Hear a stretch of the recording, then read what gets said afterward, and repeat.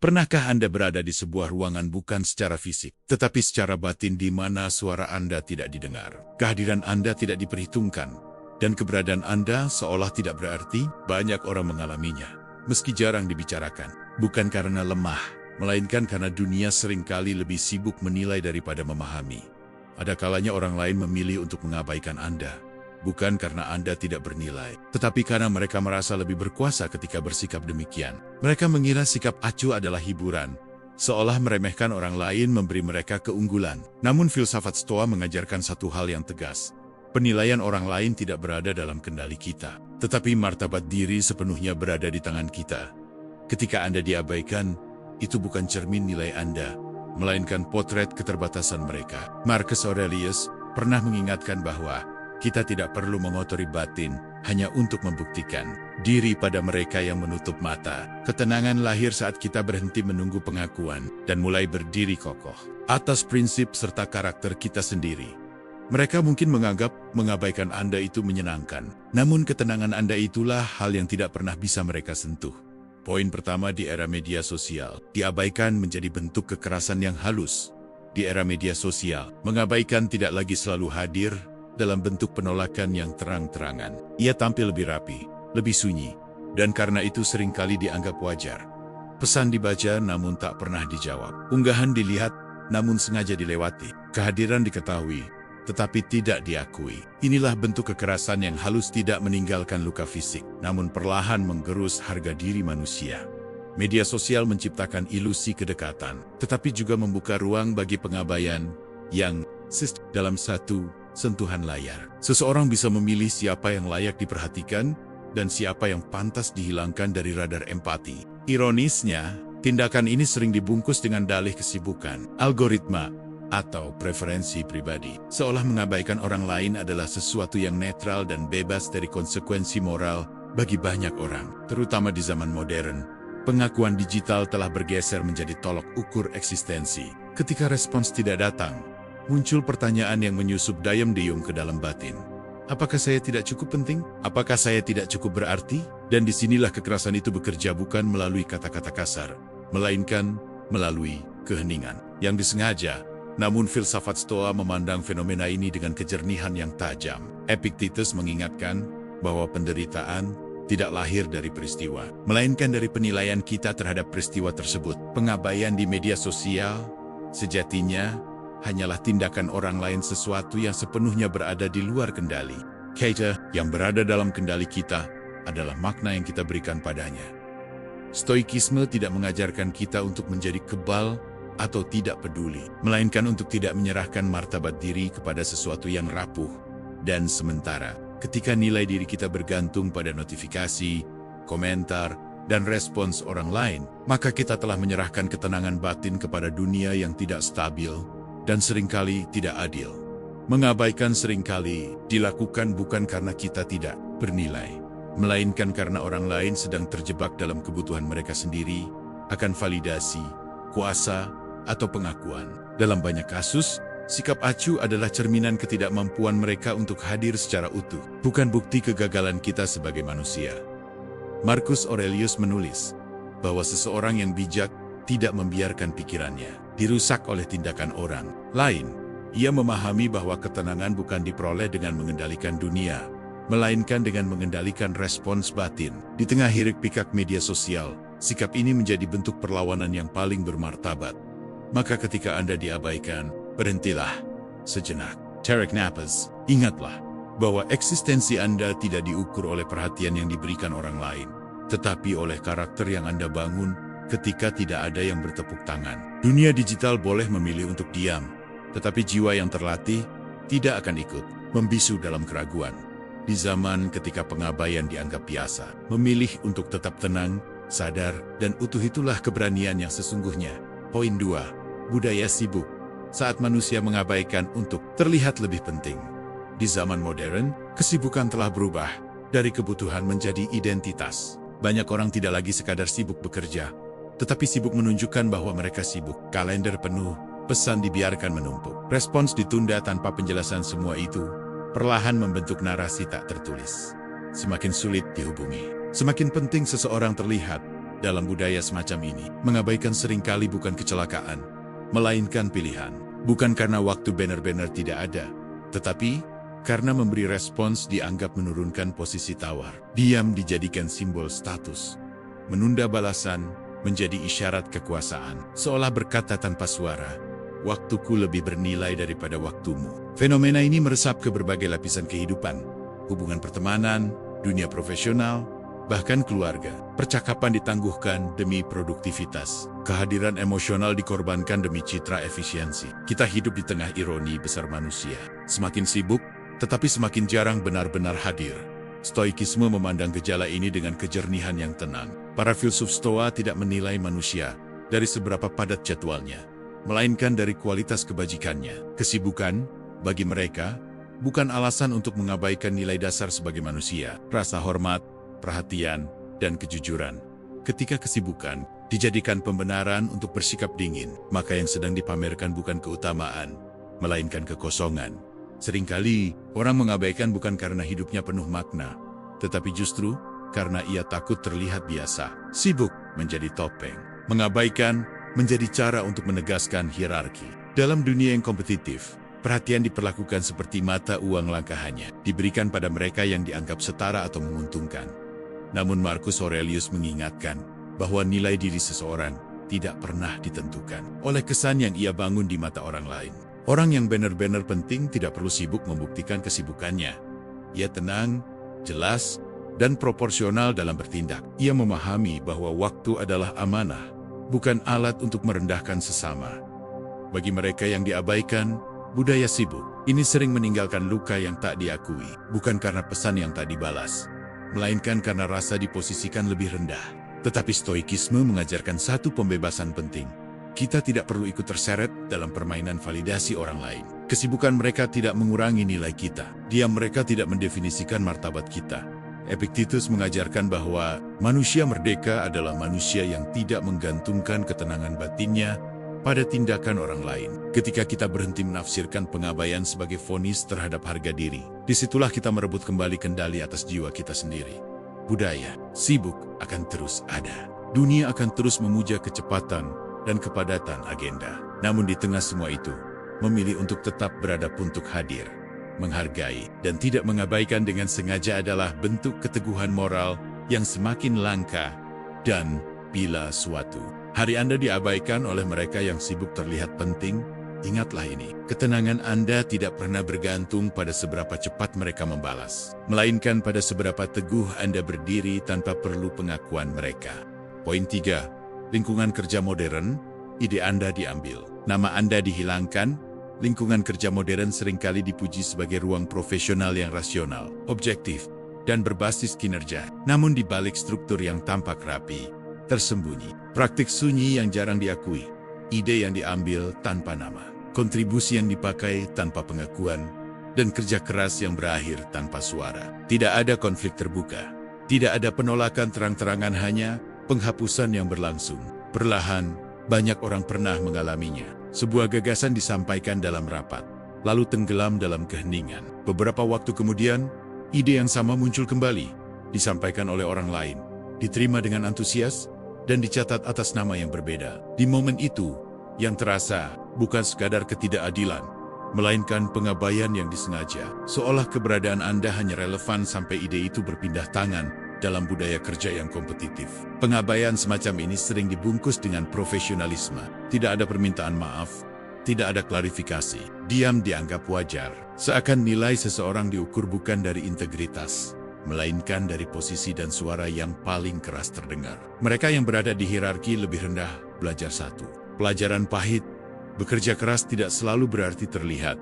Stoikisme tidak menutup mata terhadap kenyataan ini, namun ia menawarkan sudut pandang yang membebaskan. Epictetus mengajarkan bahwa kehormatan sejati tidak pernah bergantung pada pengakuan eksternal. Ide dapat dicuri, nama dapat dihilangkan, tetapi karakter jika dijaga tidak pernah bisa dirampas. Ketika kita menggantungkan harga diri pada pengakuan atasan atau validasi sistem, kita menyerahkan kendali batin pada sesuatu yang rapuh dan tidak adil. Marcus Aurelius, yang hidup di pusat kekuasaan Romawi, memahami betul dinamika ini. Ia menulis bahwa seseorang tidak perlu terganggu ketika orang lain mengambil pujian yang bukan miliknya. Bagi seorang yang berpegang pada kebajikan, melakukan yang benar sudah merupakan ganjaran itu sendiri. Bukan karena pengakuan tidak penting, tetapi karena ia tidak boleh menjadi pusat dari nilai diri.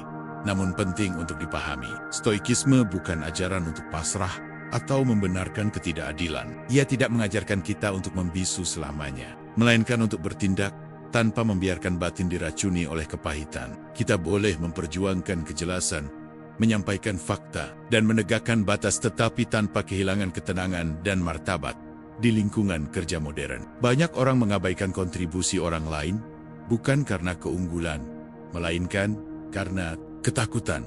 Takut tersaingi, takut kehilangan posisi, takut dihadapkan pada kenyataan bahwa keberhasilan mereka bergantung pada kerja orang lain. Maka penghapusan nama menjadi strategi, bukan kesalahan.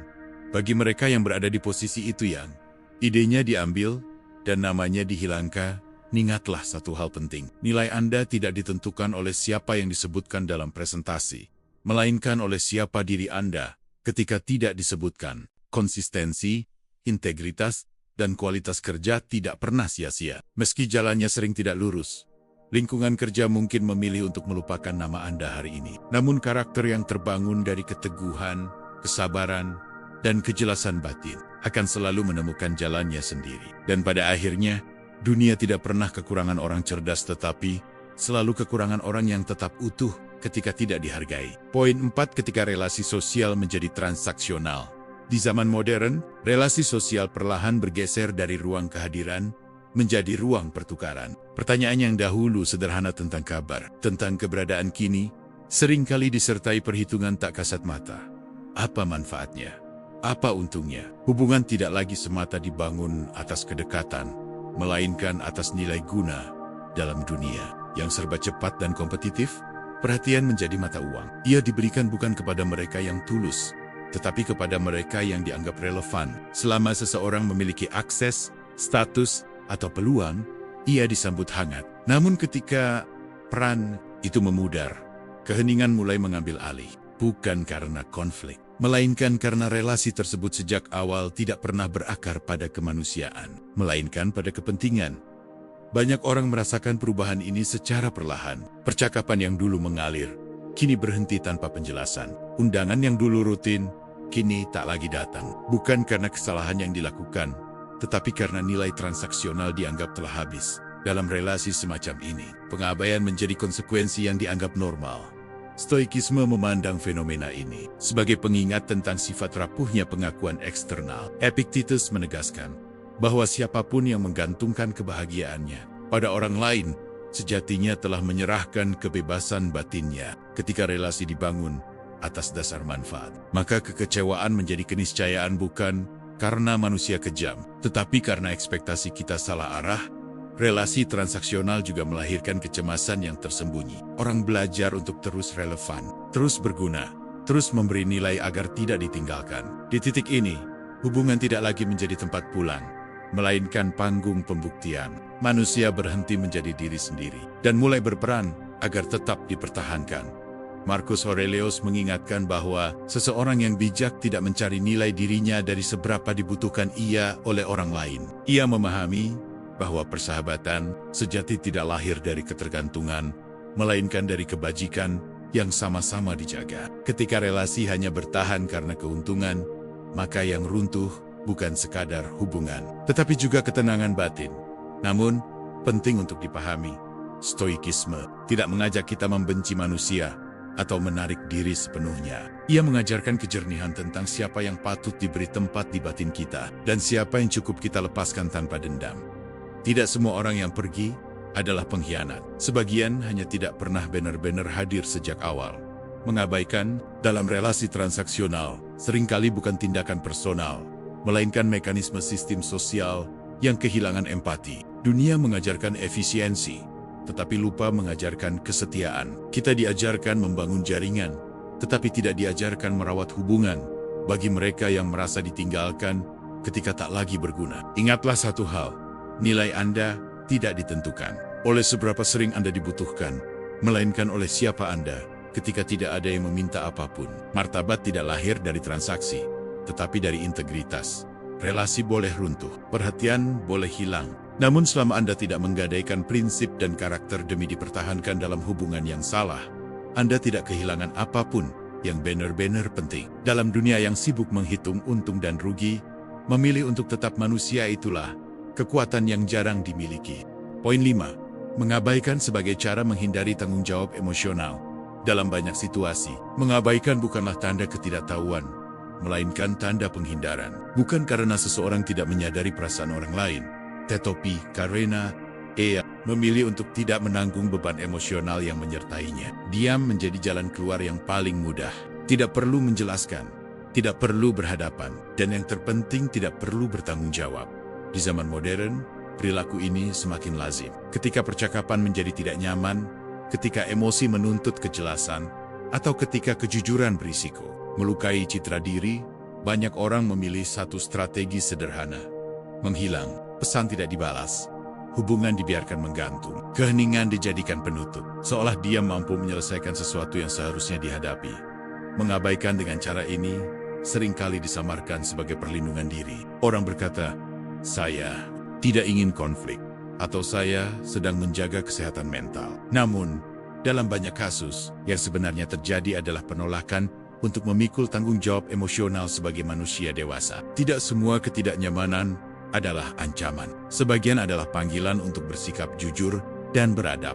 Stoikisme memandang penghindaran semacam ini sebagai kelemahan karakter, bukan bentuk kebijaksanaan. Epictetus mengajarkan bahwa manusia tidak dinilai dari seberapa sering ia menghindari rasa tidak enak, melainkan dari bagaimana ia bersikap ketika keadaan menuntut kejelasan. Keberanian bukan hanya tentang menghadapi bahaya besar, tetapi juga tentang kesediaan menghadapi percakapan yang sulit. Bagi pihak yang diabaikan, dampaknya seringkali lebih dalam daripada penolakan langsung. Ketidakpastian melahirkan kecemasan. Keheningan menciptakan ruang bagi asumsi dan rasa bersalah. Seseorang mulai mempertanyakan dirinya sendiri, bukan karena kesalahan nyata, tetapi karena tidak diberi penjelasan. Inilah luka yang tidak terlihat, namun nyata dirasakan. Marcus Aurelius mengingatkan bahwa kita tidak boleh membiarkan tindakan orang lain merusak ketenangan batin. Namun ia juga menekankan pentingnya menjalani peran kita sebagai makhluk rasional. Dan menghindari tanggung jawab emosional bukanlah sikap yang selaras dengan kebajikan. Ia mungkin menyelamatkan kenyamanan sesaat, tetapi mengorbankan integritas jangka panjang. Mengabaikan juga seringkali menjadi bentuk pengendalian pasif. Dengan tidak merespons, seseorang mempertahankan posisi dominan, menentukan kapan dan apakah hubungan itu masih layak diberi perhatian. Dalam diam, terdapat kuasa, dan seringkali kuasa itu digunakan untuk menghindari rasa bersalah, bukan untuk melindungi kedua belah pihak. Namun stoikisme mengajarkan batas yang tegas. Kita tidak bertanggung jawab atas pilihan orang lain, tetapi kita bertanggung jawab atas cara kita menafsirkan pilihan itu. Ketika seseorang memilih diam, itu mencerminkan kapasitas emosional mereka, bukan nilai diri kita. Kita tidak perlu mengejar kejelasan dari mereka yang tidak siap memberikannya tanggung jawab. Emosional adalah tanda kedewasaan. Ia menuntut keberanian untuk berkata jujur, meski tidak menyenangkan. Ia menuntut empati, meski melelahkan. Dunia modern mungkin memaafkan pengabaian, tetapi kebajikan tidak pernah melakukannya. Jika suatu hari Anda diabaikan oleh mereka yang memilih lari dari tanggung jawab emosional, ingatlah ini. Anda tidak kehilangan siapapun yang utuh. Anda hanya kehilangan seseorang yang belum siap hadir. Dan dalam keheningan itu, Anda justru diberi kesempatan untuk menjaga martabat, menata batin, dan melangkah tanpa membawa beban yang bukan milik Anda. Dia mereka mungkin terasa menyakitkan, tetapi ketenangan Anda itulah bukti bahwa Anda telah memilih jalan yang lebih dewasa. Poin ke-6, stoikisme. Mengapa diam? Mereka tidak pernah menentukan nilai Anda. Ada satu kekeliruan yang sering kita lakukan ketika dihadapkan pada pengabaian. Kita menganggap diam orang lain sebagai vonis atas nilai diri kita. Ketika pesan tidak dibalas, ketika kehadiran tidak diakui, ketika usaha seolah tak pernah dilihat, kita tergoda untuk menarik kesimpulan yang paling menyakitkan, bahwa kita tidak cukup penting, tidak cukup layak, tidak cukup bernilai. Padahal, dalam pandangan stoikisme, disitulah letak kesalahan penilaian kita.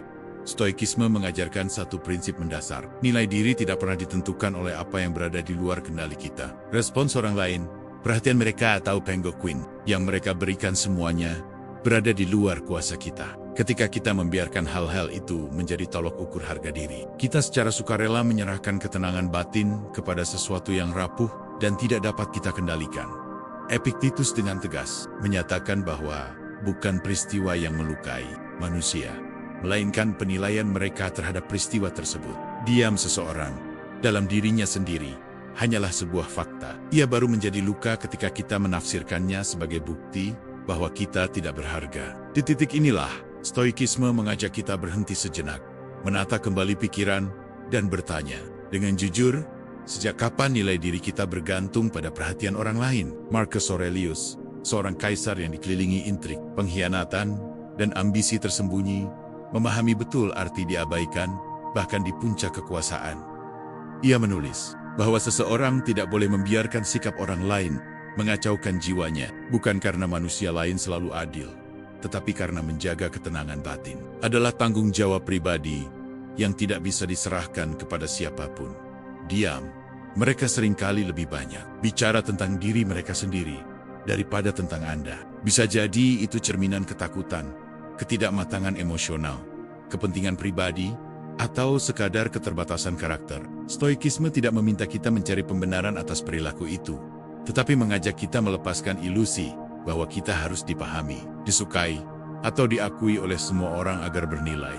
Ketika kita berhenti mengejar validasi, kita tidak menjadi dingin, kita menjadi merdeka. Kita tetap bisa bersikap adil, berempati, dan berbuat baik, tanpa menuntut balasan berupa perhatian atau pengakuan. Inilah kekuatan sunyi yang jarang disadari. Melakukan yang benar karena itu selaras dengan karakter, bukan karena berharap dipuji. Stoikisme juga mengajarkan batas yang sehat. Kita tidak diminta untuk terus mengetuk pintu yang jelas tidak ingin dibuka. Menghormati diri sendiri berarti tahu kapan harus berhenti memberi energi pada keheningan yang tidak pernah berniat menjadi dialog.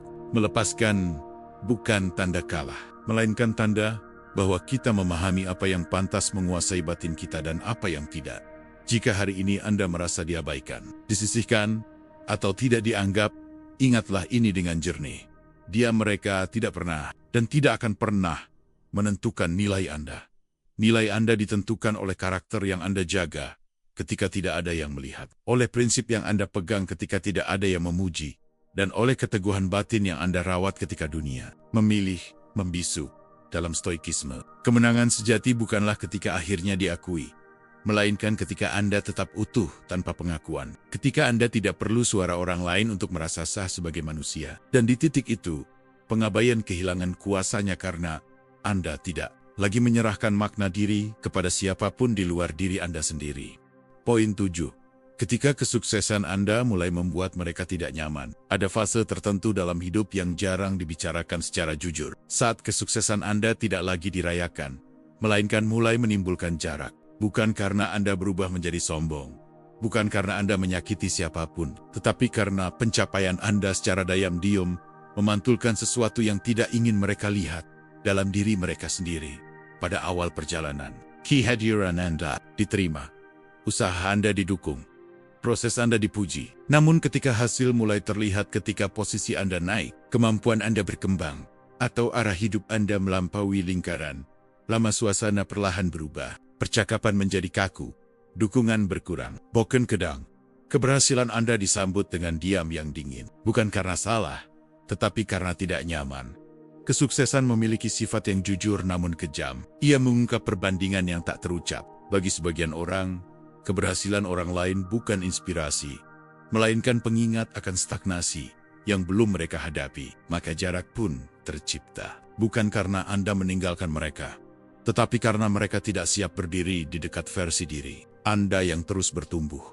Stoikisme memandang fenomena ini dengan kejernihan yang tegas. Epictetus mengingatkan bahwa kita tidak boleh mengharapkan semua orang bersuka cita atas kemajuan kita. Reaksi orang lain berada di luar kendali kita. Menjadikannya sebagai syarat ketenangan batin hanya akan menambah penderitaan yang tidak perlu. Ketika kesuksesan Anda membuat orang lain tidak nyaman, itu bukan kesalahan moral, itu konsekuensi alami dari perbedaan kesiapan batin. Marcus Aurelius, yang hidup di tengah kecemburuan dan perebutan pengaruh, menulis bahwa manusia seringkali membenci bukan karena kejahatan, tetapi karena perbandingan. Mereka tidak marah pada diri Anda, melainkan pada perasaan yang muncul dalam diri mereka sendiri. Stoikisme mengajarkan kita untuk tidak mempersonalisasi reaksi yang sesungguhnya tidak ditujukan pada kita. Di titik ini, banyak orang tergoda untuk mengecilkan diri, menahan potensi, meredam pencapaian, semua demi menjaga kenyamanan orang lain. Namun stoikisme memandang sikap ini sebagai pengkhianatan terhadap peran yang diberikan alam. Menjadi versi terbaik diri Anda bukanlah kesombongan, melainkan kewajiban moral terhadap kapasitas yang telah dianugerahkan. Kesuksesan yang sehat tidak menuntut pengakuan dan tidak memohon izin untuk tumbuh. Ia berjalan dengan tenang, tanpa perlu membuktikan apapun kepada siapapun. Ketika orang lain memilih menjauh, tugas kita bukan mengejar, melainkan menjaga karakter agar tidak berubah menjadi keras atau angkuh. Kita tetap rendah hati namun tidak mengecil, tetap beradab namun tidak mundur. Stoikisme juga mengajarkan batas batin yang penting. Anda tidak bertanggung jawab membuat semua orang nyaman dengan pencapaian Anda. Selama kesuksesan itu diraih dengan cara yang jujur dan selaras dengan kebajikan, reaksi orang lain adalah urusan mereka sendiri. Mengorbankan pertumbuhan demi diterima adalah bentuk ketergantungan emosional yang menyamar sebagai kesetiaan. Jika hari ini Anda merasakan jarak yang muncul seiring keberhasilan Anda, pahami ini dengan tenang. Tidak semua orang ditakdirkan tumbuh bersama Anda. Sebagian hanya ditakdirkan berjalan sejauh mereka mampu. Dan itu bukan tragedi, itu realitas kehidupan. Dalam stoikisme, kedewasaan bukan diukur dari seberapa banyak orang yang bertahan di sekitar kita, melainkan dari seberapa teguh kita melangkah tanpa harus merendahkan diri agar tidak menyinggung. Kesuksesan Anda tidak perlu dikecilkan agar orang lain merasa aman. Yang perlu dijaga hanyalah satu hal, agar dalam proses naik, Anda tidak kehilangan kebajikan. Karena pada akhirnya, lebih baik berjalan sendirian dengan karakter yang utuh, daripada dikelilingi banyak orang dengan potensi yang dikubur demi kenyamanan. Semu. Poin 8. Ketenangan sebagai bentuk perlawanan tertinggi. Di dunia yang bising oleh tuntutan, reaksi, dan pembuktian diri, ketenangan sering disalahpahami sebagai kelemahan. Mereka yang tidak membalas dianggap kalah. Mereka yang tidak bereaksi dianggap tak berdaya. Padahal, dalam pandangan stoikisme, ketenangan justru merupakan bentuk perlawanan, paling tinggi perlawanan terhadap kekacauan batin yang ingin dipaksakan dunia kepada kita. Zaman modern hidup dari kegaduhan. Opini harus segera dilontarkan. Emosi harus segera ditunjukkan. Luka harus segera diumumkan. Dalam iklim seperti ini, manusia diajarkan bahwa nilai diri terletak pada seberapa keras ia bereaksi. Namun stoikisme berdiri berlawanan arah. Ia mengajarkan bahwa kekuatan sejati bukan terletak pada kecepatan respons, melainkan pada kemampuan menahan diri dari reaksi yang tidak perlu. Ketenangan bukan berarti tidak terluka. Ia berarti luka itu tidak diberi kuasa untuk mengendalikan. Ketika seseorang mengabaikan kita, meremehkan kita, atau berusaha memancing emosi, reaksi spontan seringkali menjadi kemenangan bagi mereka. Dengan terpancing, kita menyerahkan kendali batin. Dan kita merebutnya kembali. Epictetus mengajarkan bahwa kebebasan manusia sejati terletak pada satu hal. Kemampuan membedakan apa yang berada dalam kendali kita dan apa yang tidak. Perilaku orang lain bukan milik kita. Penilaian mereka bukan tanggung jawab kita. Yang sepenuhnya berada dalam kuasa kita hanyalah sikap batin. Maka ketika kita memilih tetap tenang di tengah provokasi, kita sedang menegaskan kedaulatan atas diri sendiri. Marcus Aurelius menulis bahwa seseorang tidak perlu membalas setiap ketidakadilan dengan kemarahan. Dunia sudah cukup kacau tanpa kita. Menambahkannya dengan reaksi yang lahir dari ego yang terluka. Ketenangan dalam hal ini bukan pelarian melainkan keputusan sadar untuk tidak ikut tenggelam dalam arus yang merusak. Banyak konflik bertahan bukan karena masalahnya besar, tetapi karena emosi terus diberi makan. Setiap balasan memperpanjang luka. Setiap reaksi memperdalam jurang. Dalam konteks ini, ketenangan menjadi bentuk penolakan. Penolakan untuk berpartisipasi dalam siklus yang tidak membawa kebajikan apapun. Ketenangan juga bukan sikap pasif. Ia adalah tindakan aktif yang sunyi. Menahan diri untuk tidak menjelaskan kepada mereka yang tidak berniat memahami. Memilih bukan karena takut, tetapi karena sadar bahwa tidak semua pertempuran layak diperjuangkan. Stoikisme mengajarkan bahwa energi batin adalah sumber daya yang terbatas. Menggunakannya dengan bijak adalah tanda kedewasaan. Di dunia yang gemar menilai, ketenangan adalah cara berkata, Nilai diriku tidak bergantung pada pengakuanmu. Di dunia yang suka memprovokasi, ketenangan adalah pernyataan. Aku tidak bisa dikendalikan oleh emosimu. Dan di dunia yang penuh pengabaian, ketenangan adalah bentuk harga diri yang paling murni. Bagi mereka yang memilih tetap tenang, sering kali tidak ada tepuk tangan, tidak ada pembenaran instan, bahkan kadang disalahpahami. Namun stoikisme tidak menjanjikan popularitas, ia menjanjikan keutuhan. Dan keutuhan batin jauh lebih berharga daripada kemenangan semu dalam pertengkaran yang tidak mengubah apapun. Jika sepanjang perjalanan hidup ini Anda merasa diabaikan, disalahpahami, atau dipancing untuk bereaksi, ingatlah satu hal penting. Anda tidak diwajibkan membuktikan apapun kepada dunia. Menjaga ketenangan di tengah kekacauan adalah bukti bahwa Anda telah memahami satu rahasia besar kehidupan, bahwa tidak semua serangan perlu dibalas dan tidak semua suara perlu dijawab. Dalam stoikisme, perlawanan tertinggi bukanlah ketika kita menang atas orang lain, melainkan ketika kita tidak kehilangan diri sendiri. Dan ketenangan yang lahir dari kejernihan, disiplin batin, dan kebajikan adalah tanda bahwa Anda telah sampai pada tingkat kebebasan yang tidak bisa dirampas oleh siapapun. Dunia boleh terus berisik, manusia boleh terus bereaksi, tetapi yang terlatih akan tetap berdiri, tenang dan dalam ketenangan. Itulah martabat manusia mencapai bentuknya yang paling utuh. Channel ini tidak lahir untuk memberi jawaban instan, apalagi menghibur kegaduhan. Ia hadir sebagai ruang jeda tempat pikiran diajak berhenti sejenak, menata kembali makna, dan memandang hidup dengan kejernihan yang lebih dalam. Di sini, kita tidak diajari cara memenangkan dunia, tetapi cara menjaga diri agar tidak kalah oleh dunia. Setiap pembahasan yang Anda temui bukanlah seruan untuk menjadi kebal terhadap luka, melainkan ajakan untuk memahami luka tanpa kehilangan martabat. Stoikisme tidak menawarkan pelarian dari realitas, tetapi keteguhan untuk berdiri di dalamnya tanpa tunduk pada pengabaian, tanpa terjebak dalam validasi, dan tanpa menyerahkan ketenangan kepada hal-hal yang berada di luar kendali kita.